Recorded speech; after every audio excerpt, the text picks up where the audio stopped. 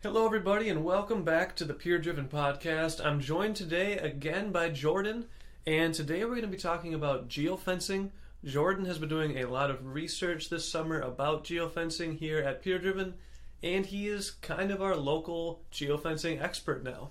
How are you today, Jordan? I'm doing pretty good. How are you, Steve? I'm good. So today I really just want to pick your brain on geofencing. I've done a lot of research on this as well. So I really just kind of want to go through and see what we've learned and really just hear the hard facts from you. So I'm going to be asking you some questions and we can do some discussion around it because we always get questions on geofencing from our clients. Perfect. Sounds good. Awesome. So I guess my first question here is, how does it work? We always get asked, how does geofencing work? Because it seems like a term that isn't defined very well. So a lot of the time we hear people talk about geofencing, but they're not really geofencing. Yeah. So how does an actual geofence work? What is the real definition, or how does it actually work? So how it works. So first, the customer with a mobile device will enter a geofenced area. And then when the customer enters the geofenced area, the mobile device ID is captured. And this happens because the location services needs to be on the phone. So when you're in your settings, you have to turn that on. If it's off, it won't work. Gotcha. So that's probably the first keepsake right there. All right. Third step is the customer will be opening an app or their browser, and then the ads are displayed on the apps and the websites from the point they enter the geofence, and then up to 30 days after. Okay, so there actually is some retargeting going on as well. There's some tail end time on there. Gotcha. So, yeah. I like that. Tail end time. I like it. So as far as the ads go, where would they be seeing these ads? I know with, say, Facebook, you'd always be seeing an ad on Facebook if someone makes a Facebook ad, but with a geofence ad, I know it's not a Google ad. So it doesn't run through Google. So where would they actually be seeing these ads? So 98% of the ads are shown in-app through push notifications, while the other 2% are shown on the mobile web. Okay, gotcha. So a push notification is just when you walk in and you have the app, right? Correct. So say I walk into Kohl's. Yep. And it says, I get a notification on my phone because I have the Kohl's app Yep. that says, hey, there's a 20% deal today. Make sure you spend $50 and you'll get 20%. Correct. Gotcha. And then the 2% on the mobile web, that's just if they open their browser and they start browsing. Yep. Okay. That makes sense. And then as far as the ads, where are they going to be seeing these? Are they going to... I would assume it's mostly cell phones. Yep, so most people have cell phones when they enter these geofence areas, so 81% come from cell phones.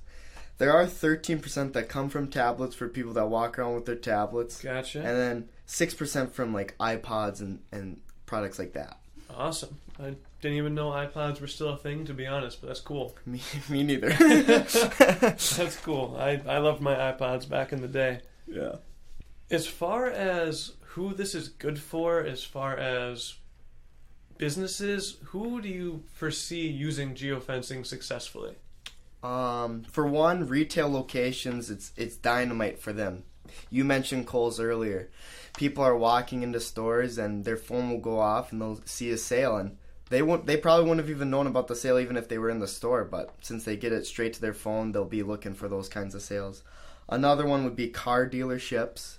There's plenty of car dealerships out there, and one of the cool things about geofencing is that you can place your geofence on other places on the map. So let's say you're running your own car dealership, your competition is another car dealership. You can put a geofence around their car dealership, so you can send ads to people that are in their dealership about your own dealership. So it's kind of Gotcha. Makes sense. Yeah. What do you think about restaurants? Can you see a restaurant using geofencing? Oh, for sure. Maybe for their daily specials or something when you come in the door. I know here in Two Harbors, Minnesota, there's a little cafe and they write their daily special on a whiteboard. Theoretically, if you had a bigger establishment, maybe when people walk in, you'd get the daily special, something like that? Yep, correct. Okay. And then I'm thinking maybe trade shows and events for business-to-business people. It wouldn't just be a retail for maybe someone like PureDriven or a different company that works with businesses. They could use that at their corporate events or trade shows.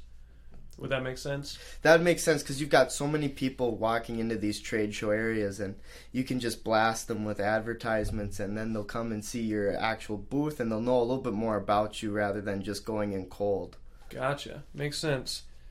So that's what it's good for and kind of what it does, but I know we talked about how the definition's kind of skewed and not everyone understands exactly what geofencing is. Even we didn't understand. We made it a priority here at PureDriven to learn what geofencing really was to the people that do geofencing.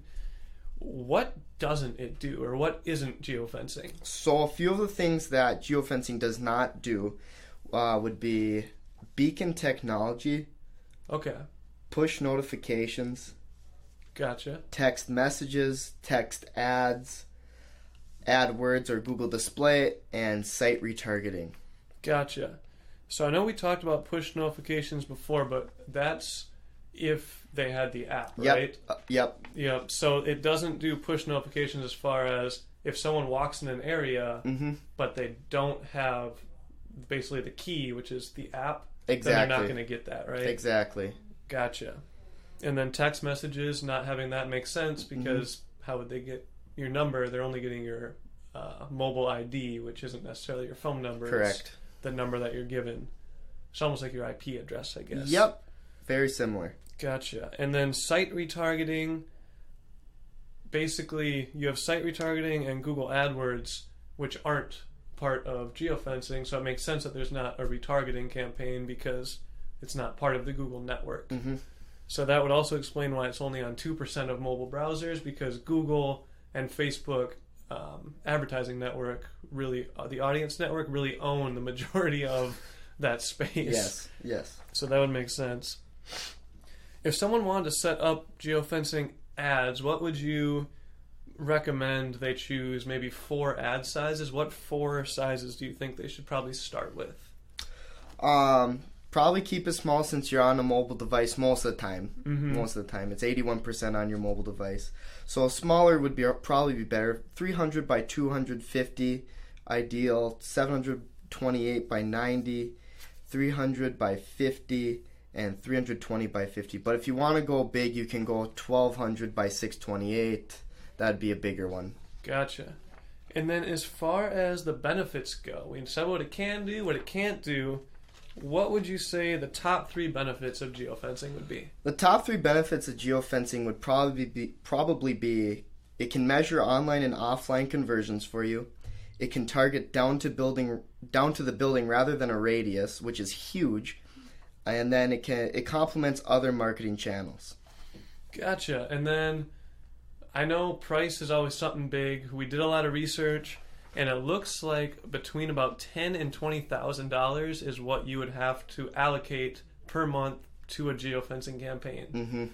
So while it is awesome and does a lot of cool things, it is outside of the budget of many retailers and single location owners. Yes, it's a very steep investment. Very it steep. Is.